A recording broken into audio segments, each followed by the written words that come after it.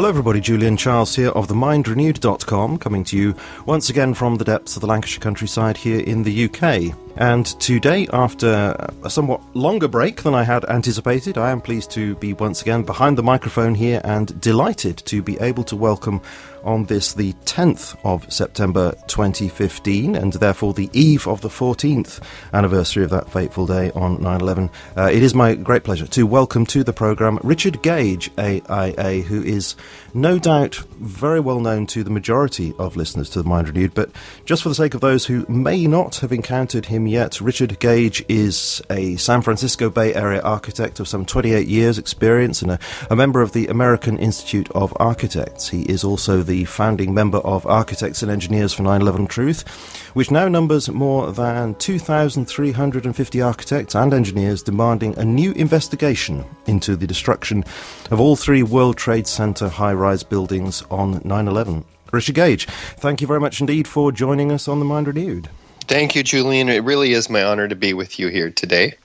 Well, thank you so much for coming on, because it is a great privilege for me to speak to you, because I've admired your work for many years in challenging the official account of 9/11 and encouraging people to think, at least to think about what happened that day, no doubt at some personal cost to yourself. So thank you very much indeed for coming on the programme. Now, what I'd like to do with this interview, given that we've had a series of programmes over the last couple of years looking at 9/11 in quite some detail, really, I'd like today to get perhaps something of a broader picture of what happened to the buildings on that day from your perspective. That's not to exclude some detail, of course, but generally a broader picture for people to take in, and also to ask you about your own journey into this particular field of activism, about the work of your organisation, Architects and Engineers 9/11 Truth. So let me start, if I may, with your story.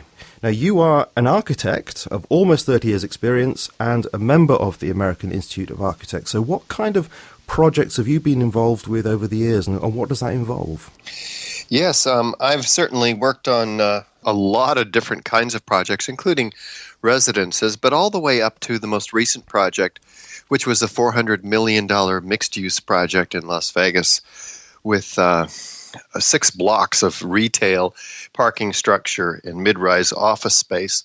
Altogether, about 1,200 tons of fireproof steel framing in that project, which I had the construction administration and construction documents responsibility for. So would you say that your experience of working on these kinds of buildings actually puts you into a good position technically to judge what happened to the World Trade Center buildings?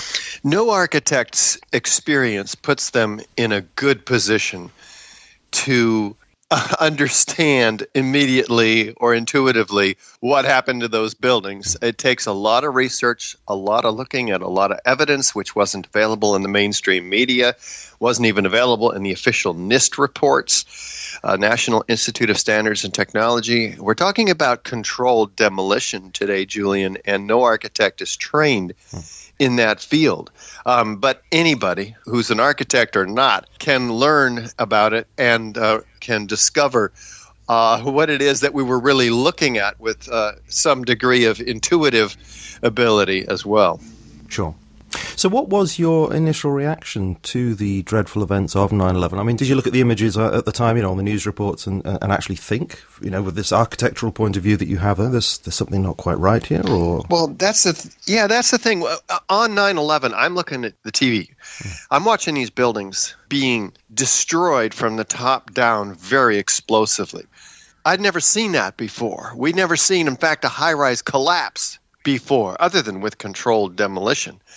And which is an implosion type technology like the old hotels in Las Vegas, which the third tower that we'll be talking about today did in fact look like, but which the Twin Towers were very, very different. They were explosively destroyed from the top down in a mushroom shape series of symmetrically ejected geometry of fireworks, laterally ejected structural steel sections freely flying in every direction, 600 feet, 200 meters all around them.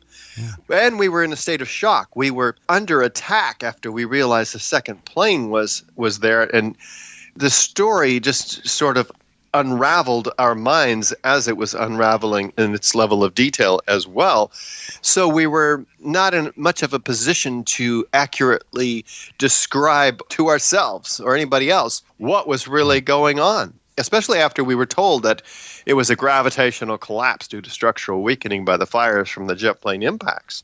So this is like something we've never seen before, plus we had the emotional cognitive dissonance of being in a state of shock because we were under attack for the first time, since Pearl Harbor, which wasn't even on the mainland here. So a number of things were going on there.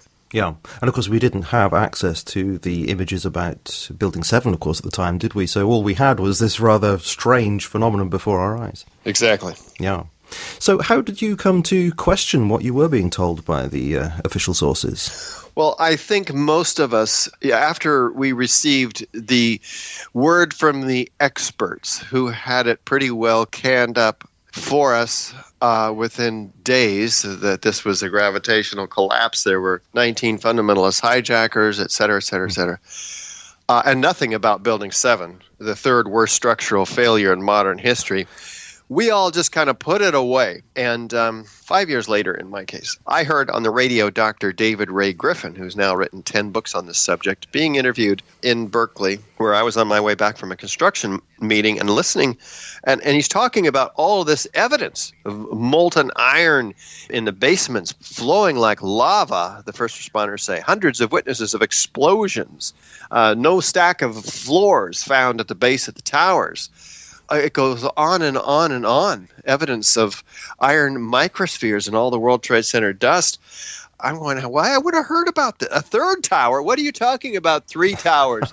This is incredible. This is Dr. David Ray Griffin. So he's a very highly respected scholar, isn't he? A theologian. Oh, yeah. He's written many other books beside the 10 on 9/11. He doesn't sound like he's lying. So I listened to him, and I verified what he was saying, and turns out to be true. I mean, I really did look into it quite deeply.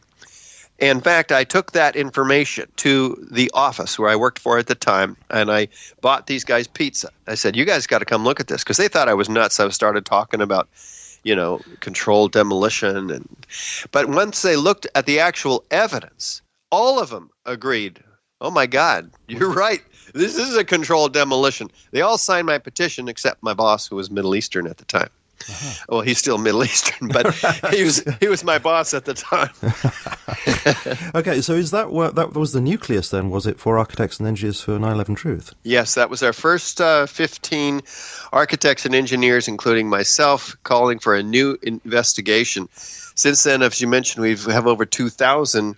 And I've given now 450 presentations all around the world, including across the UK. We're talking about groups of 100 to 2,000. And by a show of hands, those who see the information, after they see it, 90 to 100% of them always end up agreeing with us. Wow. Yeah, you're right. Once I actually look at the evidence, you got me, especially with that Building 7. Sorry to be facetious, but you still involve pizza in those meetings. No, I don't have to bribe them anymore. In fact, they come and they pay usually $10, which really helps us to get the word out there. Mm.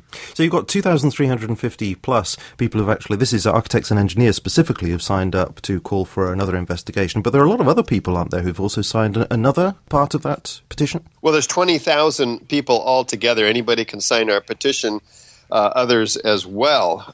So, yeah, indeed. And there's millions in the 9/11 Truth movement around the world. Yes. Every major metropolitan area has people out in the street on the 11th of every month giving out literature, usually ours, because it is the most technical, credible literature for the destruction of these 3 towers that's out there. We've got DVDs, we've got brochures, we've got a booklet that's 50 pages full of evidence. Yeah.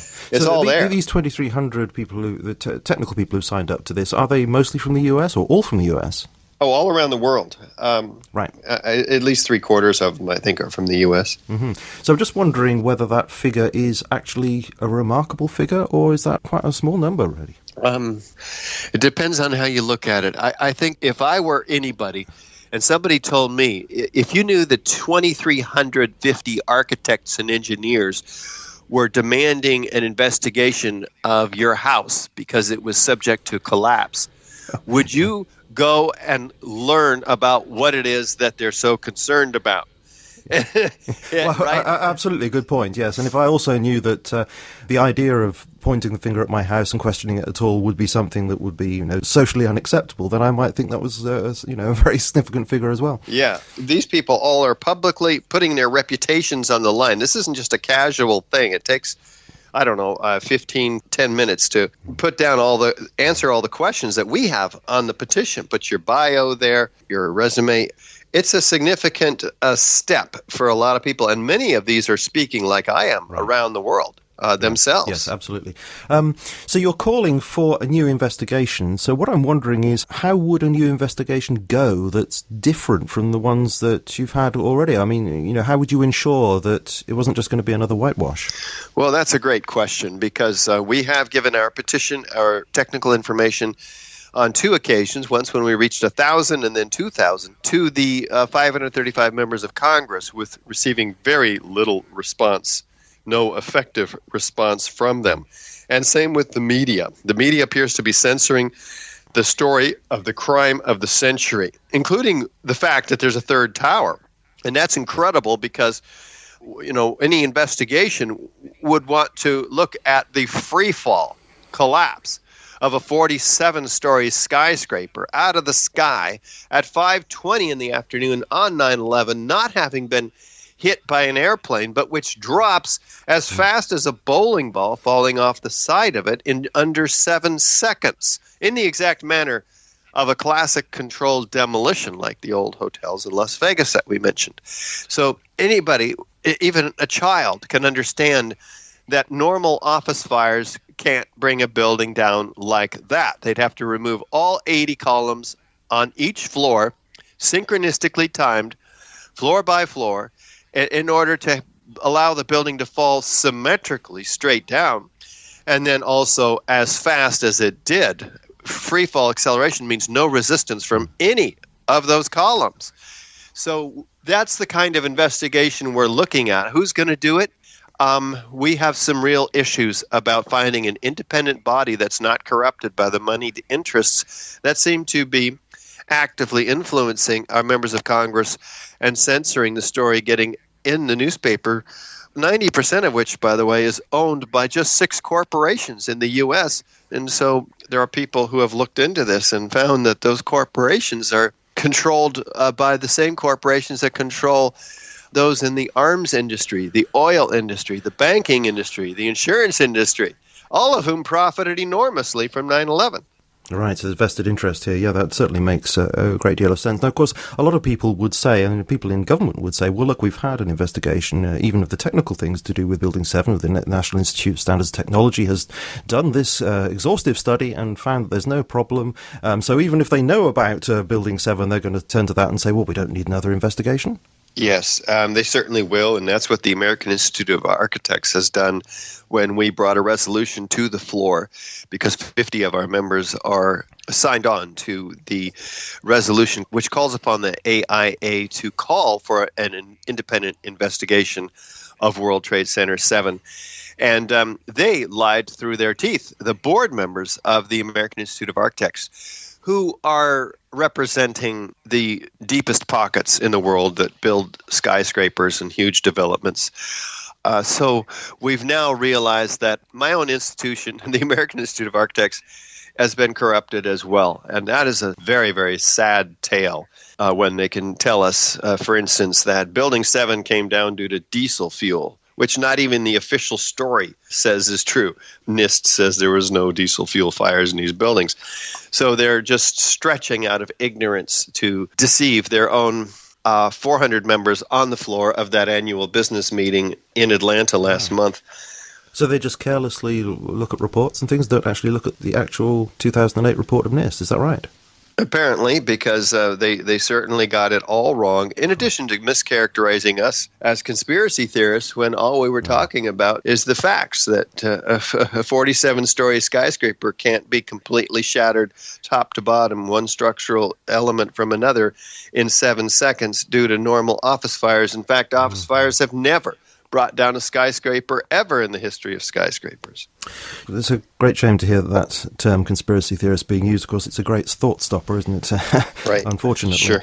I'd like to, you've already been talking about some of the details about this, but I'd like to get into a little bit more with you. Could we turn to the evidence that you deal with respect to the Twin Towers first, in a more formal way, buildings 1 and 2, the north and south towers of the World Trade Center? And as I said, I'd like to have a kind of broad brushstroke approach to this, if I may, to get an idea of how you make a general case against the official narrative. So to do that, could I first ask you to remind us what is the official story about how those towers actually came down that day? Yes, the planes hit the towers, and there was a large explosion of jet fuel, 90% of which burns up outside the building, according to the official story, too. And the rest of it burns up in 10 minutes, but it starts normal office fires in the towers, which they say due to the impact of the planes on the steel structure knocked some of the fireproofing off, which made it vulnerable to fire. So it weakened due to the fire, and then there was a gravitational collapse. What they say is the top portion, in the case of the North Tower, drove 15 stories in the top portion, then above the point of jet plane impacts, drove the rest of the building down to the ground and then crushed itself.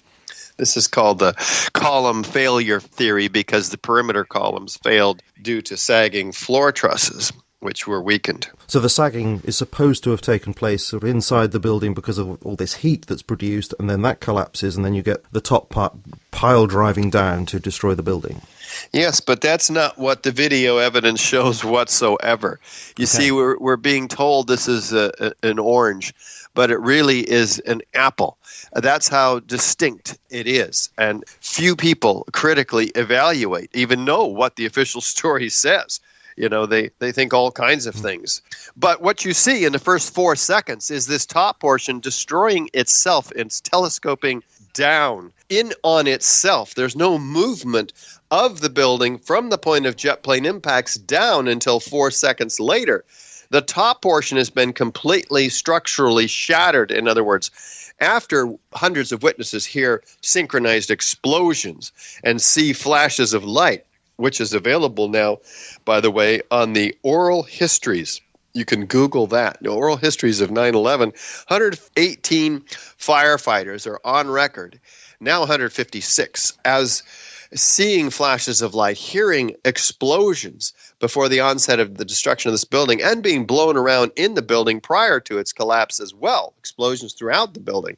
But in the first 4 seconds, what you see visually is that there's nothing left for anything to drive the rest of the building down to the ground. After that, what you see is more explosions, or hear the witnesses, and then freely flying, laterally ejected 4-ton structural steel sections at 100 kilometers per hour, laterally in every direction, landing 200 meters in every direction. Gravity works down, so there's no pile driver seen in any of the videos pushing the rest of the building down. In fact, the building is tearing itself apart, and at almost free fall acceleration yet again, straight down through what? The path of greatest resistance, the 100,000 tons of structural steel beneath this building. And guess what? We don't see a pile of floors at the bottom of this tower. We don't see 110 floors that are an acre in size, each of them. We don't see half of them. We don't even see one of them. What's happening is 90,000 tons of concrete is being pulverized to a fine powder in midair. And then this powder is laid like a blanket through lower Manhattan. 30% of it is concrete, according to the studies. And what's found in it by official sources, the U.S. Geological Survey, is small molten iron spheres, billions of them in all the World Trade Center dust samples, the diameter of a human hair in size or so. And so these are composed of iron, elemental iron, which is, in fact, the byproduct of thermite. Thermite is an incendiary used by the military to cut through steel like a hot knife through butter. So here's official sources from the U.S. Geological Survey and R.J. Lee, an environmental consulting firm, doing toxicological studies on the dust, documenting what can only be the residue of the incendiary thermite. They don't even speculate what it might be, but that's all it can be. It is evidence of thermitic destruction. I have heard somebody say that, well, maybe it could have been the result of welding when the towers were actually created. Well, yes, but welding doesn't produce elemental iron droplets the diameter of a human hair, billions of them, amounting to up to 6% of the World Trade Center dust. No, it's not going to happen. This is evidence of temperatures exceeding, and this is during the event itself, because the U.S. Geological Survey, or R.J. Lee, documented that this was produced during the event, not prior to the event. And in fact, there's molten iron found by the first responders as well in the basements of the towers. They said flowing like lava. In fact, molten iron or steel is seen in the videos pouring out of the South Tower 10 minutes prior to its collapse. Yes, and I have in fact seen footage of that. And again, I'm not saying that this is what I believe, but nevertheless the rebuttal has been put that in fact that's aluminium from the aircraft, contaminated by furnishings and the like, so therefore it's not burning in the way you'd expect. And it can't be that, because molten aluminum pouring in daylight is silvery. It doesn't glow bright yellow and white hot like steel or iron does. So it's very clearly... Sure, but the point that they make is that this is contaminated with furnishings, and so it's not burning, giving the right color. Right. That is the excuse provided by NIST, but experiments have been done with organic material put into molten aluminum, and it does nothing to increase its color, which gives the temperature of the material, to white hot or yellow. It just doesn't happen. Mm-hmm. So if somebody's going to say something, they've got to back it up with experiment, not just make it up out of thin air like NIST did in this case. Molten aluminum does not even glow in daylight conditions, much less produce that visual spectrum. So we've got a real problem with all this molten iron, which is evidence of temperatures that exceed what jet fuel and office fires can even get to. They don't even get a quarter or a third of the temperature required to melt steel. But thermite, again, does. And there are patented thermite cutter charges that issue molten iron in milliseconds, cutting through structural steel. These cutter charges are much more effective but much more expensive. So why would they do that? And when they could just blow up the building with normal C4 or RDX charges in shaped cutter charges? Well, those provide loud bangs and bright flashes. So this is a deceptive controlled demolition, a magic show, a grand illusion, where we're supposed to look at the giant fireball and then associate it somehow with that building's collapse. But the building collapses an hour after the plane's impact.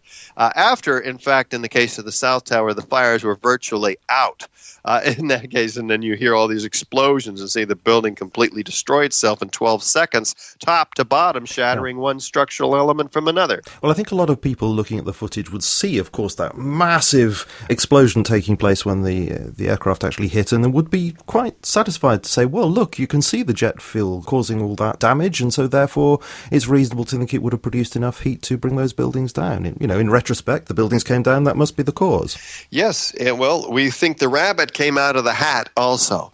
But the magician has something else going on behind the scenes, and that's what we're looking at with architects and engineers for 9/11 Truth, the evidence of explosive controlled demolition, the evidence found in the dust, not only of the residue of thermite, ignited thermite, but unignited thermite as well, in nanothermite chips, red-gray chips, red on one side, gray on the other. The red side composed of what?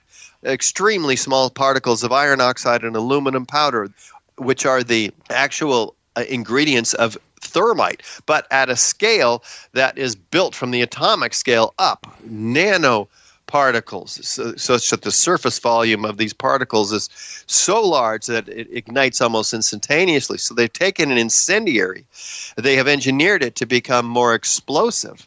And it's found in all the independently collected samples by this international team of scientists led by Niels Harrit in Copenhagen. So these are evidence of a very, very high-tech form of thermite. Sure. I find that very persuasive, and we actually had Dr. Niels Harrit on the show a couple of years ago explaining about that. But since then, I have to say that I have come across, and I did mention this to Kevin Ryan, who gave some explanation about it, but I'd like your take on it as well. I've come across the work of Dr. James Millett, who Chris Moore asked to look at the red-grey chips. And according to Millett, this is not thermitic material because he didn't find any aluminium in the World Trade Center dust, which is a necessary component of thermitic materials.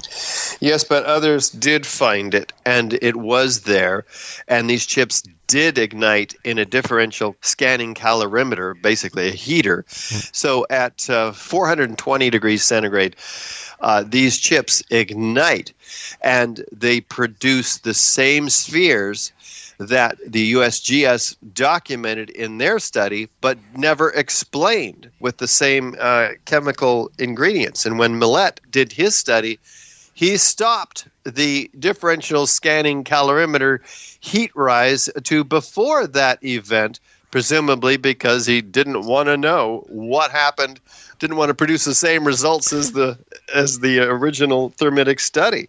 But do you know if anybody else has in fact reproduced the findings of the Niels Harrit team with respect to finding aluminium in this material? Mark Basil, an independent chemical engineer, is working on that as we speak. And I don't know the answer to your question. There may be others who have. I just don't know. No, okay, but it would need to be reproduced, wouldn't it, to be thoroughly scientifically validated? Yeah, that's the scientific method, you bet. Mm-hmm.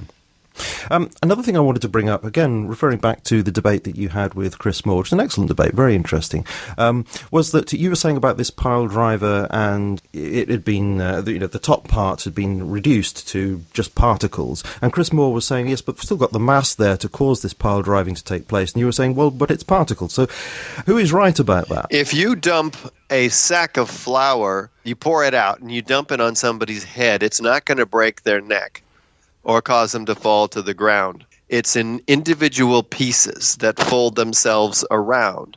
But you take that same mass of that sack of flour and you keep it in the bag intact, it could very well break their neck and cause them to fall to the ground. So when we're talking about a loose bunch of steel beams that have obviously been completely shattered, one beam from another column, etc., and you allow that to fall on the building, there at least is going to be hesitation from the 80,000 tons of structural steel that's intact and cold and hard below the point of jet plane impacts, and it'll resist any such weight falling on it, at least to some significant degree where it would decelerate the collapse. But that's not what happens. It accelerates instead straight down through the path of greatest resistance. Yeah. And what are seen down below the zone of destruction are squibs or isolated explosive events occurring 20, 40, even 60 stories down with these explosions pushing out solid steel sections and so forth out of the building. Now, you call them squibs, but others would call them air pressure ejections caused by the internal structure sort of pressurizing as the floors are collapsing. So how can we tell? Well, if there was pressurized ejections of air being produced by this piston, let's say the upper portion was intact and it was pushing the rest of the building down, there would be air pressure, but we saw that it wasn't intact, it was completely destroyed. So the air pressure would be going up through the path of least resistance. But let's say that that was intact, that upper part of that building, and it pushed that air down. That air would be going out through the elevator hoistway into the open office area of these buildings. And if it blew out any of the windows down below, it'd blow them all out, the glass being the weakest, not these highly focalized pinpoint ejections at these geometrically precise locations. Are you satisfied that David Chandler has demonstrated that some of these ejections come out through the aluminium itself? There were aluminum cladding panels on the outside of the building, and indeed many of the ejections are in fact aluminum panels, but you can clearly see the structural steel sections in addition. Yes, I have a question from a listener who asks about the nanothermite hypothesis and wonders whether it's really adequate as an explanation, because it doesn't account for what this listener believes to be a fact, that much of the steel itself turned to dust. So how would you respond to that? Well, there's lots of dust. There's no doubt about that. In fact, it's documented by the USGS that there's 30% of the dust is concrete, powdered concrete, to a size of, I think it's 90 microns or something. It's an incredible amount of dust, but none of it is steel powder. There's no steel powder documented in any of the dust, in fact, which is one of the main things that these people who suggest that the steel turned to dust through some sort of directed energy weapon, but they haven't produced any dust that's steel. You know, steel doesn't turn to dust. And if there's no evidence of dust, what happened to the steel is that it is distributed in a 1,400-foot diameter, 200 meters radius all around each of the towers. They're right. There's not enough steel at the bottom of either of these towers. It looks like it disappeared, but in fact, the entire area of ground zero and beyond is littered with piles of structural steel sections that have been ejected laterally due to some incredible explosive force. Yes, and when you look at the video of that happening, that is extraordinary, isn't it? That sort of lateral force throwing those things out. That doesn't seem, I mean, I'm a layperson here, but doesn't seem to be consistent with, you know, a sort of gravitational event, but that's just the way, you know, it strikes me. Yes, this is again, physics. Gravity works down, not out. And these are freely flying steel sections. You can see them in the videos very carefully, ejected, and they go out, and then gravity begins to take over it. So they fall 45 degrees then, and then they start falling down. Mm-hmm. So in answer to that person's question, then, you're saying that, in fact, the steel was there, but it was very widely distributed, so it just doesn't look as if there's a great deal there. That's right. And they also point to the remaining spire after the towers came down. And there's something that shakes the towers, presumably another explosion at the base, which shakes the additional dust that was sitting on these beams off of it. And then you can clearly see, frame by frame, the top of this spire going down, responding to gravity in that case. It doesn't turn to dust. It just shakes the dust off. Yes, I saw that particular footage, and I agree with you, yes. There's a subsidiary question I'd like to ask you, and that is just that what evidence do we have that large quantities of steel were actually removed and shipped away from the site? Well, the official records show that within weeks, the steel was being removed. In fact, with Building 7, within 2 weeks, and shipped to China. That's acknowledged by officials for recycling. I mean, this is the illegal destruction of evidence in a crime scene. Mm-hmm. We're talking only 250 pieces of steel were saved out of 200,000 tons of steel. The steel is always saved and analyzed when there's any kind of a structural failure. In the case of Building 7, no plane hit that building even, no jet fuel. And yet it's the unprecedented complete destruction of an intact 40,000-ton structural steel system. And we didn't save the steel to figure out what happened. We had to rely on NIST's computer model to try to prove what happened. And yet they won't even release the input data for that computer model when asked by the engineers who are responsible with ensuring the public safety. They say, no, it couldn't. It might jeopardize public safety were we to release this information to you guys. Yeah, absolutely. That's their official response, isn't it? It might jeopardize public safety. It seems to be completely the opposite, but there we are. Yeah, exactly. It's ridiculous. So you're saying that it is documented, and we can actually read the documents that say, yes, indeed, steel was removed from the site at this early stage. You know, I haven't seen those documents, but nobody disputes that the steel was removed. I mean, it is gone. It is not sitting in a yard somewhere. I mean, part of the 250 pieces are sitting around. But and when you look at those pieces, you see them many of them having been warped by incredible heat, much more than the heat than jet fuel or office fires can produce, into noodle shapes. This takes thousands of degrees. Mm-hmm. Before I forget it, there is A question here from Andrew, who asks if you have conceived of any failure scenarios for the Twin Towers, given that they did actually sustain this damage from the aeroplanes. Might there have been some failure scenario that you could imagine where perhaps you have a partial collapse of those buildings? Would that have been plausible?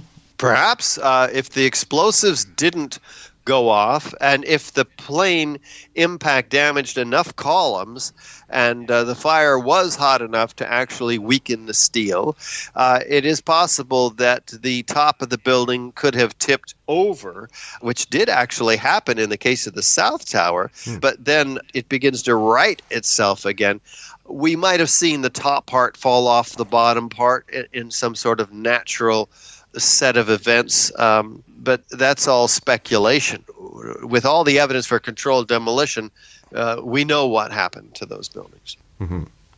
Okay, so we've mentioned Building 7 a little bit. I'd like to turn to that now. And, okay, so when we look at video of this coming down, of course, this is the thing that tips a lot of people off to something very, very suspicious going on here. This was a case with me. You know, I did have questions about it beforehand, but when I saw the video of Building 7 come down, that was the real moment where I thought, heavens, you know, I've got to look at this more seriously. And when you look at it, it does look to, and I'm going to quote here from a BBC reporter, exactly like a controlled demolition.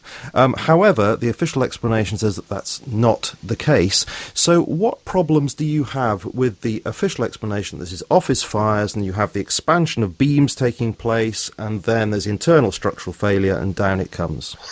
Well, you mentioned the BBC, first of all. These are the ones that announced the collapse of this building actually 20 minutes before it ever happened. And they give us the reason why, too, by the way. Now, this is the unprecedented collapse of a building by fire, which has never happened before in history.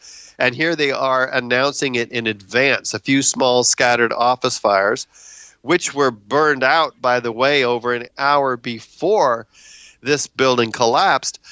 So how can the BBC announce?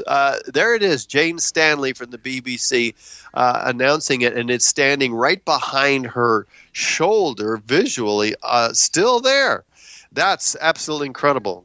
Yeah, but according to the producer, it was just sort of the chaos of the day. Yeah, right. Does this make them psychic? They apologize for this grievous error. I know, it's obviously someone gave them a script that they were simply reading. They got it backwards. It's a problem for them. Sure. Is it not right that others were also reporting this before it happened? CNN announced the collapse of this building at 11:07 that morning. Now, that's like 6 hours before it ever happened. Pretty incredible. They said a 50-story building collapsed. There was smoke filled the canyons, and no other building at all collapsed, much less a 50-story building after the Twin Towers did. There was some damage, certainly, to buildings.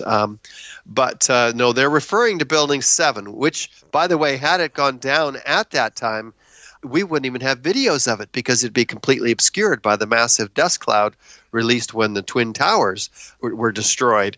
So a lot of people think that it was supposed to come down at that time. And in fact, there are mysterious construction workers caught on CNN television walking away from Building 7 in the afternoon, hearing an explosion, looking over their shoulder toward it, and then looking straight into the CNN camera and saying, "Did you hear that? That building's coming down. The building's going to blow up. Flame and debris coming down. That's why we're moving away from it."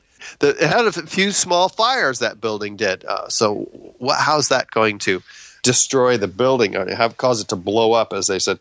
It's incredible, the amount of foreknowledge here. But your question was about, the official story, which says that these fires, which they claim were raging on the 12th and 13th floor, what they say is that these fires, which, again, were out, so this never could have happened, but that these fires expanded these long-span steel beams, pushing a girder above the 12th floor off of its seat on this column, causing the floor 13 to fall on 12 and 12 on 11 and so on for 9 floors.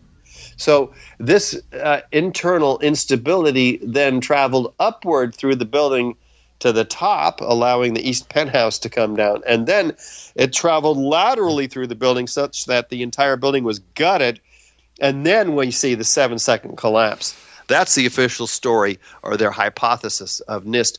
And none of that could have happened at all. It's all completely fabricated, because even if there was an expansion of the steel beams due to fires, which weren't there, but that couldn't have pushed the girder off of its seat, because there were steel studs tying those girders into the concrete up above. But even if that happened, we couldn't have the collapsing of the 13th floor, because there were other girders holding that 13th floor onto that column.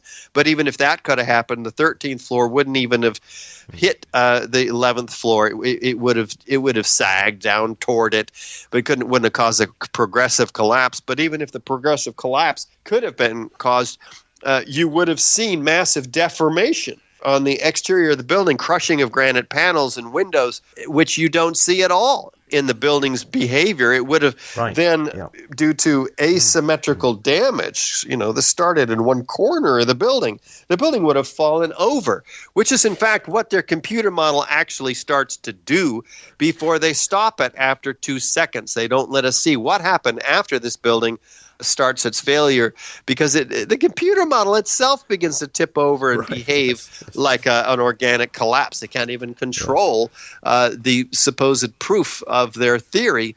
It disproves their theory, actually. That is very, very telling, isn't it? I totally agree with you. And again, looking at it from a layperson's point of view, the explanation that the internal structure collapsed, leaving the shell intact, which then just dropped rather gently afterwards, that does seem to me to be incredibly unconvincing. Yeah. And because we've had a conversation with Kevin Ryan poking holes in many of the things that NIST have said about this, and indeed Tony Zambotti, who was saying that NIST actually omitted to mention certain structural elements in its analysis of what happened that day.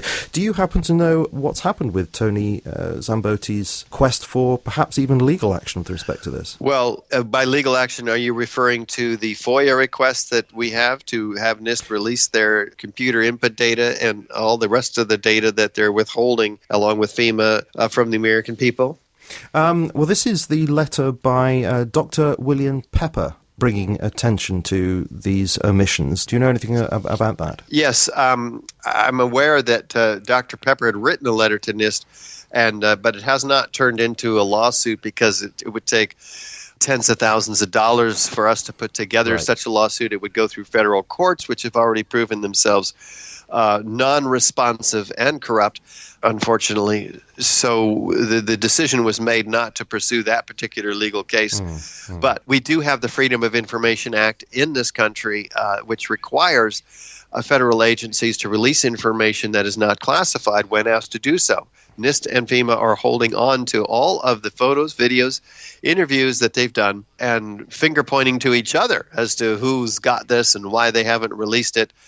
So we do have to sue them in a court, which we do expect to be successful in, and that has finally been submitted last month. Mm-hmm. Great. Freedom of information, very important. And of course, that's why Tony Blair over here has said he wished he'd never gone down the line of freedom of information. I wonder why. Now, the destruction of Building 7 is often referred to as the smoking gun of 9/11, and I've already said that it had a great impact upon me and many others who've seen the video of this. Now, it won't be apparent to everybody why that's the case, because there's a paradigm shift that takes place at that point of recognizing this as a smoking gun. A smoking gun of what? So could you spell out why you believe Building 7 is indeed this smoking gun? Well, Building 7 is obviously, to everybody, even a child, the result of explosives going off in the building, which remove the structural steel resistance to a free-fall collapse, which happens in 7 seconds in the case of Building 7. So everybody who sees it knows that it's a controlled demolition. That's a problem for the official story, because controlled demolitions aren't set up in a day. They take months of advanced planning to set up.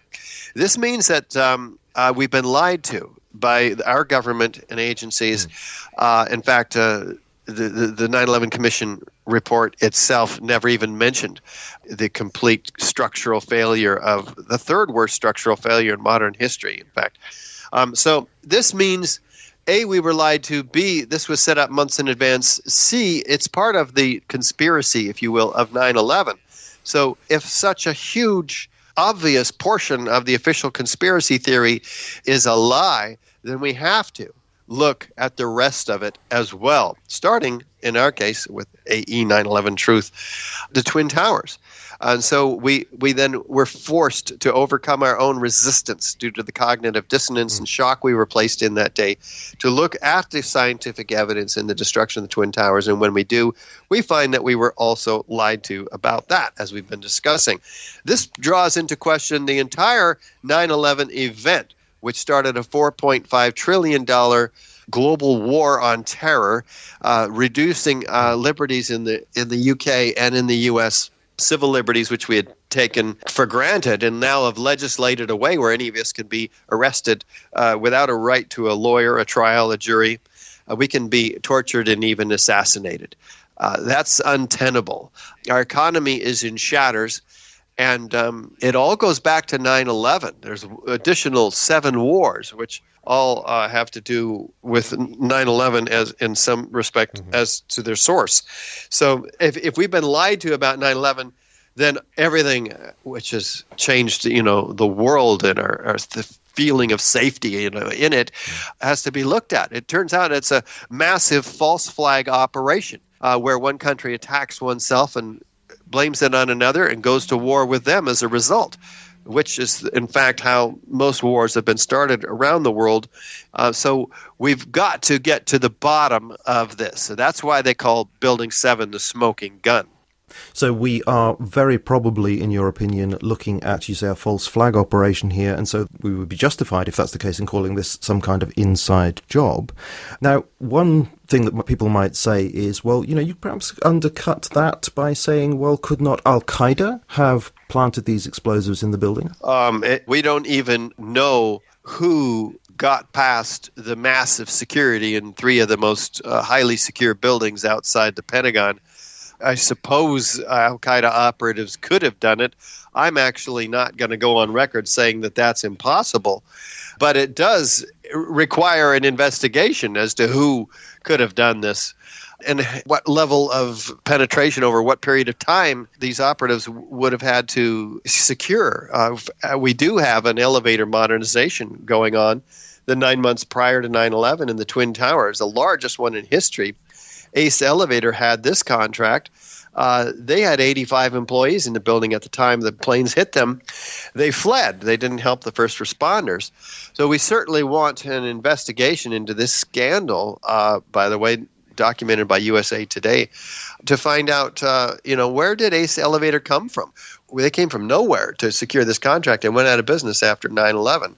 Right. So this could have given operatives, 9 months before 9/11 to set, place, engineer these explosives. And of course, when we talk about operatives, we talk about access and these various companies and the like with access, then we're perhaps wondering whether the term Al-Qaeda means what we think it means anyway. It all becomes a little bit fuzzy, doesn't it? And as you say, needs to be very heavily investigated. Another question that I have here to do with Building 7 is, on the hypothesis that it is indeed controlled demolition, therefore some kind of inside job, what advantage was there in actually bringing that particular building down? I mean, you've got buildings 1 and 2. Is that not sufficient for the neocons to have their new Pearl Harbor? Why bother with Building 7?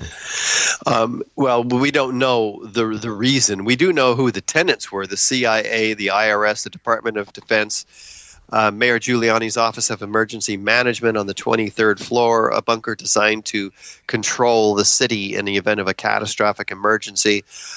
Very highly secure building. It could be, some people speculate that the whole operation was run out of the 23rd floor and to completely destroy that, and the controlled demolition could be a part of it. Others speculate that this third plane that went down in Shanksville was scheduled to impact that floor of that building. So we don't know. Mm-hmm. Okay, so with all this you've been presenting to us then, if we're persuaded that there is at very least, enough here to raise really serious questions about what happened that day, then what can we do about it? We've got to let other people know. We've gone through official channels, the U.S. government, the U.S. media. We've achieved very little penetration into these areas, so we are reaching out to the public and the academic professions with a massive outreach. The 9/11 Truth Movement is growing by millions every year. It's a grassroots movement. We're asking listeners to take this, our website, ae911truth.org, and email it to every architect and engineer you can find and elected representatives and everybody you know. That's how the word is spreading about this mass deception called 9/11. We've got to educate people, and so there's a DVD on YouTube. You can Google Experts Speak Out, 9/11 Experts Speak Out. Search that on YouTube, and you can see the 1-hour version of our DVD, and you can get the 90-minute version on our website and our store at ae911truth.org. That's the main action, and people can do that right from home, right from their computer, or right from their phone. Now, I'm not trying to be negative at all, but I just want to bring this up because some people are saying that the 9/11 Truth movement has failed, and I think they mean in the sense of a lot of what has been accomplished is not seen because it's about changing people's minds rather than people signing up to particular things. So do you think that's the case, that in fact the 9/11 Truth movement has not failed, that it's actually doing incredibly well? We're just not seeing what's happening. Oh, that's a fair question, Julian. I'm concerned that we haven't made the progress, the penetration into mainstream media that we would have liked to after 9 years. It's also indicative of the level of sleepfulness that's going on in the public, as well as the success of the engineering of our minds through the media. Sure. Which appears to be quite scientifically effective. So what we do know is that people in general on the street have a different attitude. More than half of the people are open-minded to the idea these days, and half of those people can actually cite the points of evidence. That wasn't the case 5 years ago. So we're making a penetration into the subconscious of the public, and maybe, it's the 100th monkey effect, where all of a sudden everybody's going to become aware somehow through this unconscious force. And maybe at that time more people will take greater action with respect to forcing an investigation on the part of political elected representatives. Yes, Andy, you mentioned about how there isn't much penetration into the mainstream media. Of course, there is into the alternative media in the widest sense we might think of that. However, are you concerned about disinformation, even within the alternative media? Because, of course, we several years ago had Cass Sunstein's conspiracy theory article, which is calling for what he called cognitive infiltration into 9/11 groups and other groups like that. And, of course, it's not even necessary that gives rise to people actually putting in disinformation. The very fact of writing that means that you're creating mistrust amongst people, and therefore people are calling each other shills and all that kind of thing. Are you, very concerned about what's going on with respect to that scene as well? Well, yeah, it's very disturbing to have one of the Bush administration members actively call for infiltration of people who are raising questions. Benjamin Franklin said it's the first duty of every citizen to question authority. And that's what we're doing. We're simply asking questions, and in our case, scientific questions about the crime of the century. If there's any question, they need to be answered. They need to be looked at and not infiltrated. Yes. And the very fact that there is that call for infiltration is highly suspicious in itself. Yeah, exactly. And that, I'm afraid, is where today's interview ends, which I know is rather odd. I do have to admit that. Indeed, I had not planned it that way. In fact, it was my fault entirely. I had agreed to a 1-hour interview with Richard Gage, and I overran because I just wasn't keeping my eye on the clock. And it turns out that Mr. Gage, quite unknown to me, has an automatic system that brings online new phone calls and new Skype calls for his next interview, and that system just cuts off the previous call. So that's what's happened just there, and I was left talking, and, well, he just wasn't there anymore. But as I say, it was entirely my fault for overrunning, and I didn't really want to bother him with having to come back on later just for the sake of tying up the interview with a few ending pleasantries, because obviously he's a very, very busy man indeed, and when I messaged him, he was absolutely fine with that. Anyway, I had asked him pretty much everything that I had intended to, except for one thing which I can mention now. And that's an event, an important event, I would say, that's being held today and tomorrow. And as I'm recording this on the 11th of September itself, I mean today, the 11th of September, and tomorrow, the 12th of September, an event called Rethink September 11. Now, I don't know if this is formally connected to Architects and Engineers for 9/11 Truth, but that's quite by the by. It's called Rethink September 11, or more formally, 9/11 Global Interactive Broadcast, The Lies of the 9/11 Attacks and the War on Terror, which will be a video broadcast at this webpage, rethinkseptember11.wordpress.com, rethinkseptember11.wordpress.com. And let me quote from the About page, quote, "For the 14th anniversary of September 11th, 2001, a live broadcast will be provided on this website for the world to view and to submit questions and comments to in real time. Many notable researchers that have critically examined the official account of the events of 9/11 will present their analysis on the failures of the official story, the negative impact it has had on our world, and why it's important to investigate what happened on that fateful day. We hope that you will join us for this special broadcast on Friday, September 11th and Saturday, September 12th, 2015, end quote.